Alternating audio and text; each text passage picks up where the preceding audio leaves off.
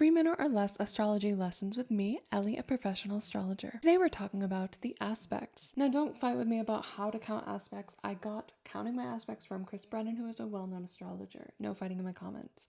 If you count them differently, that's fine. This information is still the same. Planets that are conjunct are planets in the same sign. Some people do it by degree. I use house-based conjunctions. So if they're in the same sign, they have a conjunction. With conjunctions, these planets are merging and meshing their energies together for better or for worse. I like to look at the aspects as relationships the planets are having. So a conjunction is like hooking up. But conjunctions can be for better or for worse. Sometimes the hookup is good, sometimes it isn't, sometimes it's toxic. A trine is a harmonious aspect. Any trine, even with the malefics, is favorable or at the very least neutral. Like 2 malefics trining is pretty neutral. When planets are trining, I see it as harmonizing. It's very connecting. It's like dating, like you're getting a little more serious and a little more strong. Trine is planets that are 5 signs apart. Sextiles when planets are 3 signs apart. It's a little less strong. I look at it as flirting, where it's still harmonizing, cannot be malefic, but it's more lighthearted and playful. Now we're getting into the more malefic aspects. So a square is said to be malefic. However, if it's with a benefic, it's benefic for the other planet at the very least, even if it's a malefic.